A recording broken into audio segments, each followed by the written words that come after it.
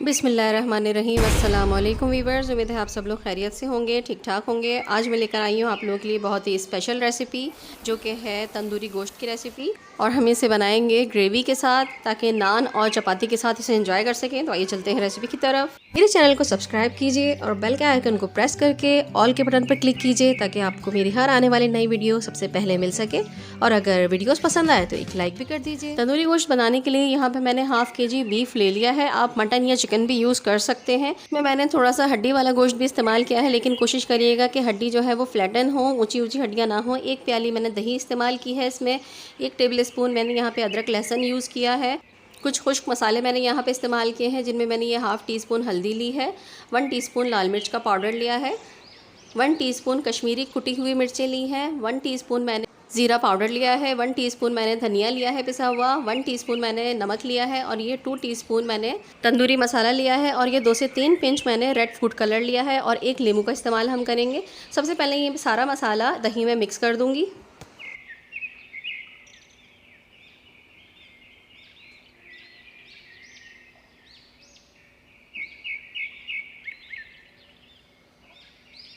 अब दही का सारा ये मिक्सचर हम डाल देंगे गोश्त में, और गोश्त को अच्छी तरीके से इसमें मिक्स कर देंगे।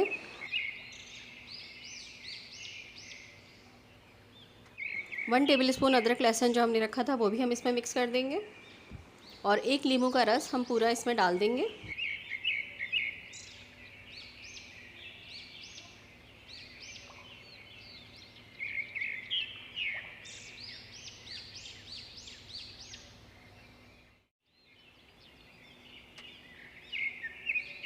और इसको बहुत अच्छे तरीके से हम मिक्स करेंगे, ताकि सारा मसाला जो है वो सारे ही गोश्त में अच्छी तरह से कवर हो जाए, मिक्स हो जाए। अच्छी तरह से मिक्स करने के बाद मैं इसे 5 से 6 घंटे के लिए फ्रिज में रख दूँगी। आप चाहें तो इसे ओवरनाइट भी रख सकते हैं। मैंने इसे 5 से 6 घंटे के लिए रखा था, और फिर मैंने इसको फ्रिज से निकाल लिया है। मैंने गोश्त को गलाने के लिए यहाँ पे कुकर ले लिया है। मैं इसमें डाल के इसको गलाऊंगी, क्योंकि जल्दी से गल जाएगा। कुकर का यही फ़ायदा है कि हमारा मीट जो है वो बहुत जल्दी और कम वक्त में गल जाता है। कुकर का यूज़ जहाँ बहुत ज़्यादा हेल्पफुल रहता है, वहाँ पे थोड़ा रिस्की भी है, लेकिन अगर केयरफुली इस्तेमाल किया जाए कुकर, तो ये बहुत ज़्यादा हेल्पफुल रहता है। इंशाल्लाह ताला कुकर से मुतालिक भी एक वीडियो जल्द ही आप लोगों के साथ शेयर करूँगी, उसे भी ज़रूर आप लोग वॉच कीजिएगा। अब मैं कुकर को बंद करके इसके ऊपर इसका वेट रख के मैं इसको रख दूँगी चूल्हे के ऊपर। 1 सीटी आने के बाद 20 से 25 मिनट के लिए मैं गोश्त को धीमी आंच पर रख दूँगी, ताकि गोश्त अच्छी तरीके से गल जाए। जब तक हम ग्रेवी की तैयारी कर लेते हैं। यहाँ पे मैंने 2 मीडियम साइज़ की प्याज ब्राउन कर ली है। यहाँ पे थोड़ा सा खोपरा जो है मैंने ब्राउन कर लिया है। ये 2 मीडियम साइज़ के टमाटर ले लिए हैं, और ये 2 मीडियम साइज़ की प्याज मैंने कट कर ली है, और ये 3 छोटी इलायचियाँ मैंने ले ली हैं। अब इन तमाम चीज़ों का मैं बना लूँगी पेस्ट। एक ब्लेंडर में डालूँगी इनको, और एक पेस्ट बना लूँगी। बहुत स्मूथ सा हमें इसका पेस्ट बनाना है। थोड़ा सा पानी इसमें शामिल करके इसको अच्छे तरीके से हम ब्लेंड कर लेंगे।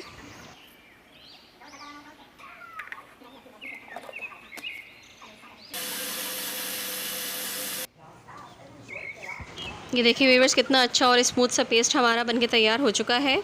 यहाँ पे मैंने प्रेशर निकाल दिया है 25 मिनट के बाद प्रेशर कुकर का। अब मैं इसको ओपन करूँगी। ये देखिए व्यूअर्स, गोश्त हमारा गल चुका है। अब हम एक पैन लेंगे। पैन में हम ऑयल शामिल करेंगे, और इसमें इन तमाम बोटियों को हम फ्राई कर लेंगे अच्छे तरीके से। ये स्टेप बहुत ही ज़्यादा मज़ेदार है। इससे बोटियों का टेस्ट और ज़्यादा मज़ेदार और इन्हेंस हो जाता है। एक साइड से फ्राई हो जाए तो हम इनको टर्न कर देंगे, ताकि दूसरी साइड से भी अच्छी तरीके से फ्राई हो जाए।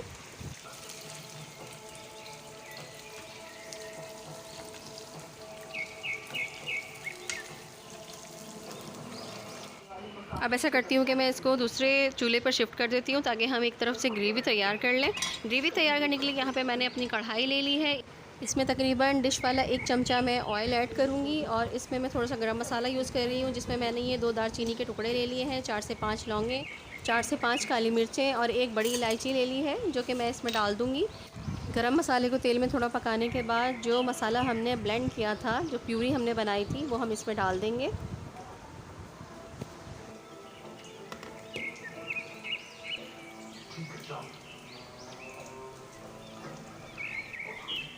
अब मैं इसमें 1 टेबल स्पून अदरक लहसुन डालूँगी। 1 टेबल स्पून हमने मैरिनेशन में डाला था, 1 टेबल स्पून मैंने इसमें ऐड किया है। और यहाँ पे कुछ खुश्क मसाले हैं, जिसमें मैंने 1 टीस्पून धनिया, हाफ़ टी स्पून नमक, half teaspoon red chilli powder और हाफ़ टी स्पून ही मैंने हल्दी यहाँ पे यूज़ की है। अब इसको हम अच्छी तरीके से मिक्स कर लेंगे।